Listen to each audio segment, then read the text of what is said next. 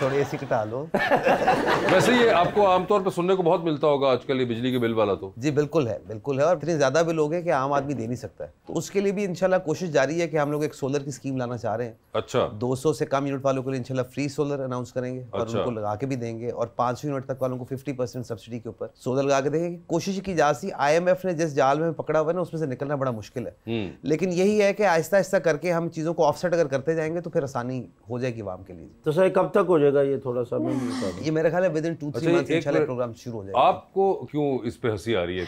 नहीं, वो कब तक का सवाल काफी पुराना है। मेरा ख्याल है जब से पाकिस्तान आजाद हुआ है हम यही पूछ रहे हैं कब तक हो जाएगा। बता दें सर आप। ये सवाल ही ऐसा है, हम भी अवाम में आते हैं ना, ये तो आप भी पूछ रहे हैं, मैं भी पूछ रही हूँ, सभी पूछ रहे हैं। एज पाकिस्तानीज़ ना जी हम थोड़ा सा किसी ऑफ ट्रैक हुए हैं, हमें ट्रैक पे वापस आना चाहिए। अगर आप अपने बुजुर्गों से पूछेंगे या मैं अपने बुजुर्गों को देखता था या देखते आए हैं, बताते हैं हमें जिस तरह जो हालात है पाकिस्तान के, आज वो हालात नहीं है, हम बहुत आगे आए हुए हैं। और जहाँ से जो मतलब वो कोई रास्ता नहीं था, कोई अस्पताल नहीं थे, डॉक्टर्स नहीं होते थे, बेतहाशा मसाइल थे जो कि हम चीज़ों को ओवरकम कर चुके हुए हैं। हमारा बेसिकली मसला ये है जो कि हम अंडरस्टैंड करने की ज़रूरत है कि पाकिस्तान के अंदर पॉलिटिकल अनरेस्ट है। यहाँ पर एक हुकूमत आती है, वो एक पॉलिसी बनाती है, अगली हुकूमत आके बेशक अच्छी पॉलिसी भी उसको कैंसिल करके एक नई पॉलिसी बना लेती है। ये तो आप अपना छोटा सा एक दुकानदारी का कारोबार करते हो ना, तो उसके अंदर आप ये काम शुरू करते हैं तो आप बैंकरप्ट हो जाएंगे। तो हमारे असल में ज़रूरत ये है कि सारी पार्टीज़ का आपस में कोई कंसेंसस हो, हम एक लॉन्ग टर्म प्लान बनाए, एक शॉर्ट टर्म प्लान बनाए। बड़े आपने किस्से सुने होंगे जी कि हमारे 5 साल मंसूबे जो थे जी, मलेशिया लेके गया, मलेशिया तरक्की कर गए, वो तो लेके इम्प्लीमेंट कर गए, हमने इम्प्लीमेंट नहीं किया, हम वहीं के वहीं रह गए। सो थिंग्स आर बैड, लेकिन चीज़ें इंप्रूव होने के चांसेस बहुत ज़्यादा हैं। सिर्फ उसमें ज़रूरत यह है कि जब भी चीज़ें कुछ चलनी शुरू हों तो साथ ही पॉलिटिकल अनरेस्ट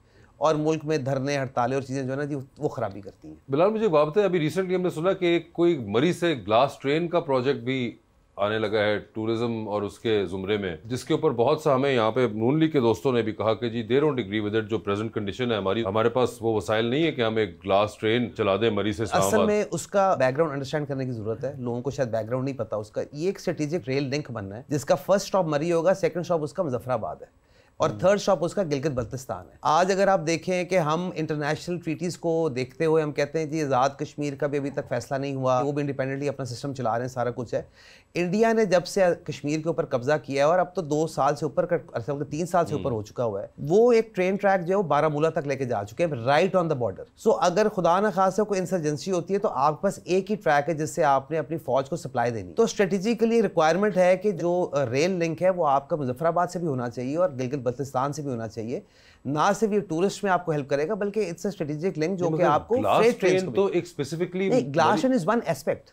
ग्लास ट्रेन तो देखिए एक ट्रेन ट्रैक बना हुआ है, उसके ऊपर glass train as a tourist train चलेगी जो कि इस्लामाबाद से लेके मरी तक लोगों को लेके जाएगी, लेकिन बाकी टाइम तो वो ट्रैक खाली होगा ना, वो फ्रेट के लिए यूज होगा, वो नॉर्मल ट्रेन के लिए भी यूज हो सकता है। तो glass train is just one very small aspect of it. तो बड़ी इनॉर्मस कॉस्ट वाली ट्रैक नहीं होगा कि बिल्कुल आप पहाड़ों के अंदर जब एक चीज कर रहे हैं और इस टाइम पे जो हमारे हालात हैं, तो आपको लगता है कि ये इस वक्त फीजिबल रहेगा? देखिए इनॉर्मस कॉस्ट तो है, ये हमेशा पाकिस्तान के अंदर यही सुनने में आता है कि जब भी कोई चीज़ बननी शुरू होती है, मोटरवे बननी शुरू हुई तो वावेला हो गया जी, ज़रूरत ही नहीं है, ज़रूरत ही नहीं है ना होती है। अगर मोटरवेज आपकी ना बनी होती तो आज आपने जीटी रोड पर ट्रैवल कैसे करना था? जब मेट्रोज बननी शुरू हुई जी, ज़रूरत ही नहीं है, सफ़ेद हाथी खड़े कर रहे हैं। आज वो 10 लाख बंदा, अभी तक आप यकीन करें 1.39 बिलियन लोग उस पर सफ़र कर चुके हैं, इंडिया की पॉपुलेशन जितने, उसको सफ़ेद हाथी कहा। अब इसको भी सफ़ेद हाथी करार दिया जा रहा है क्योंकि विजन की थोड़ी सी कमी है। It is a strategic link, यहीं से इसकी ऑफसेट्स और निकलेंगी जो कि खैबर पख्तूनख्वा का भी बॉर्डर तक जाएंगी, जो कि आपकी आज़ाद कश्मीर तक भी जाएंगी, गिलगित बल्तिस्तान तक भी जाएंगी। So we have to start somewhere. हमारे पास ये एश्योरेंस नहीं है कि आज से 10 साल के बाद we'll have the financial capability कि हम 10 साल बाद शुरू कर लें। सो आज से आहिस्ता आहिस्ता शुरू करेंगे and we'll reach point A और वहाँ से फिर आगे हमें काम चलाना पड़ेगा। तो ये थोड़ी सी ये आपने कभी ट्रेन में सफ़र किया और कभी चेन खींची हो और टीटी ने आके क्या दो पहले 250 दो फिर उतरन देना, कभी ऐसा? नहीं, ये बचपन में बड़ा सफ़र किया जी, मगर चेन नहीं खींची होगी? नहीं, चेन नहीं खींची जी, क्योंकि वालिदैन साथ होते वो चेन उस टाइम खींच नहीं देते थे। आपने ऑरेंज ट्रेन में सफ़र किया? जी बिल्कुल किया जी। अच्छा, it is one of the best in the world. आप भी कभी इसको ट्राई करें, जिस तरीके से उसको मेंटेन किया जा रहा है और जो लोग वहाँ अंदर सफ़र कर रहे हैं, कभी आप उनका भी ओपिनियन पूछे कि उनका क्या ख्याल है उस ट्रेन के बारे में। Do you know about the orange train Lahore में? I do. I haven't gotten the chance to.